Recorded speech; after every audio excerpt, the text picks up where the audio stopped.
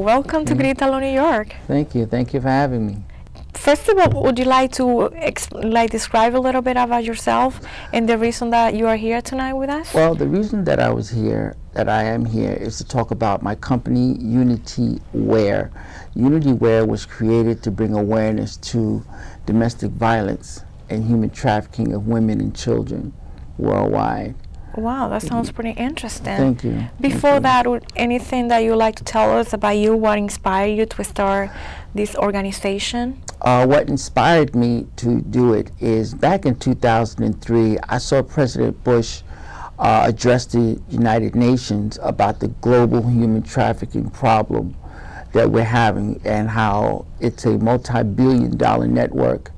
Because before I did that, when I started my company, I focused on feed the children and food for the poor, which is a very big problem.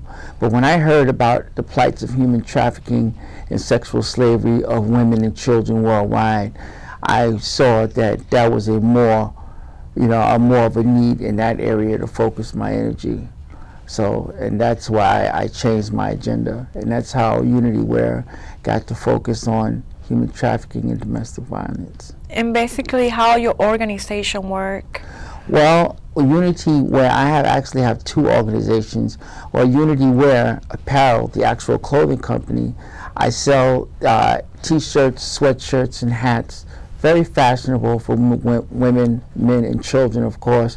And the proceeds, 20%, 15-20% of proceeds go to human trafficking and domestic violence organizations that I'm partnered with.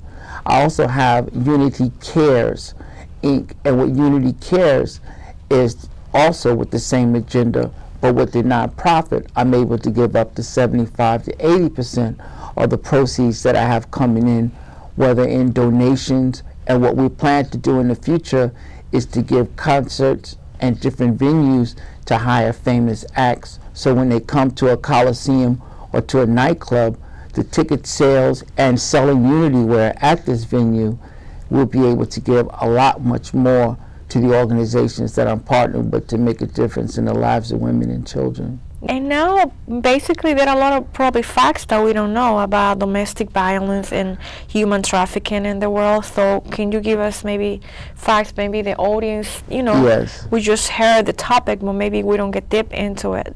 Well, I can tell you human trafficking is the third most profitable illegal business in the world. It is a global problem, not only in the Latin countries, in the Asian countries, in Europe. Women are trafficked from Russia, women are trafficked from Mexico into the United States, from Russia into the United States.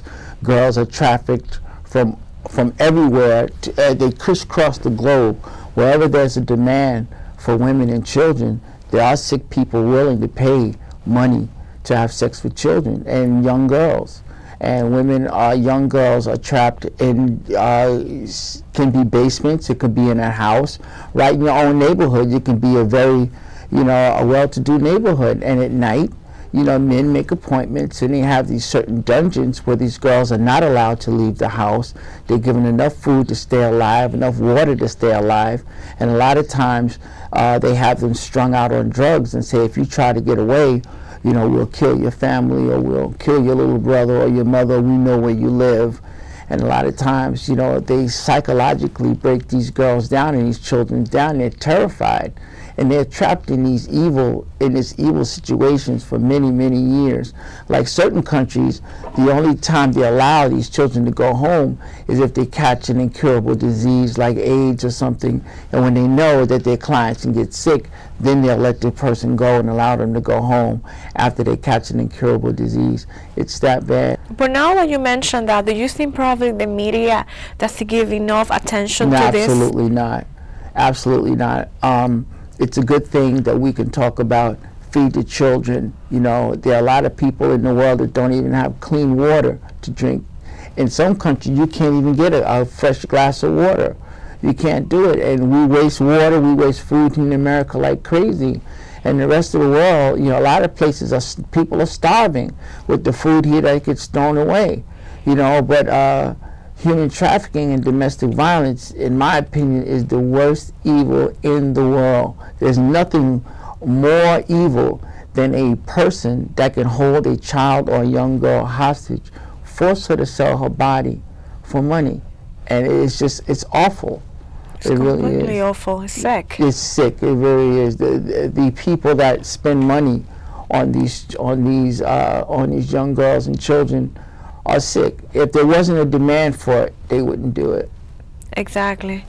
Also, like now you mentioned, like as a Latina woman that I am, do you think what happened like in a lot of Latino countries, do you think it's part of the culture that about the domestic violence that make it okay, or maybe it's just one of the factors? Well, and not only in the Latin countries, but yes, a lot of it has to do with the culture. The woman's supposed to, she's raised to take care of the children, to do what your husband says. He's the leader. And in a lot of the Middle Eastern countries, you know, women get very, very little respect. You know, in some, you know, Muslim countries, women are treated less than a dog. They're not allowed to drive. They have to cover their bodies only with their eyes showing, you know, to keep them pressed down. It's in my opinion, it's just plain wrong. It's just plain wrong. And women, when they're brought up in that culture, they don't know nothing else. When they've never seen the outside world, or they can't leave, you know, it's a horrible, awful way to live. There's a lot of drug addiction. There's a lot of suicide that happens. It's terrible. What advice can we give to the people in the audience? Like if somebody, we never know like who is watching us right now, who can be watching us, if they have like any type of domestic violence at home, if they have been victim of human trafficking. Well, what they can do is tell somebody. Tell somebody. Go to the police. If you can't trust the police, go to somebody you trust, like a pastor or somebody in your community you know that's a trusted leader. You have to open your mouth. You have to say something. By not saying nothing and staying in that situation, you know, you're not hurting anybody but yourself. Or if you know somebody caught in that situation, you have to open your mouth. You have to say something. Here in America, I can't really speak for other countries, but I know in other countries there's a lot of police corruption. A lot of times in the Asian countries, there's a lot of police corruption. A lot of times the police are working with the traffickers.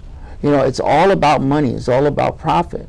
But with increasing the awareness and increasing the cash flow, and to build organizations that can go in to certain places and make a difference, and go and have these task force to go in and take these girls. Like in a lot of countries, there's a lot of organizations doing a lot of good. The International Justice Mission, UNICEF, Shared Hope International. There's a lot of organizations that are making a difference doing this. But I plan on supporting a lot of agencies, a few organizations that I'm partnered with, and helping them fight the battle and backing it up with the Unity Wear and the Unity Care Finance. I've had Unity Wear since 2000. I started it in '99 and I got legal June of 2000, and that's how long I've been a humanitarian. Have you been getting a lot of help from people? You'd be surprised, not as much as I thought I would have as of now, but once my nonprofit, because I'm a very small organization, but once I get the word out there, coming on TV shows like yours and getting the word out there, I want to be very involved with the Latin culture. You know, I have a lot of people that work for me who are Dominican, Peruvian, Colombian, Puerto Rican, a lot of people, and the word is going to get out there, especially this summer. Would you like to give some information, like in case somebody wants to make any donation, like you mentioned your website before? Yes, you can call me at 201-592-0942, or you can go to my website, www.unitywear.com, and make a donation. So Marcus, before I leave, anything else that you'd like to say? Yes, I want to thank you for inviting me, and thank you for allowing me to come to spread the awareness of human trafficking and domestic violence, because I plan to make a huge difference. Thank you very much for being with us tonight. Thank you. And we hope that you get a lot of donations from our audience, and definitely I'm so glad that you came with us. Thank you for having me. Thank you. Okay.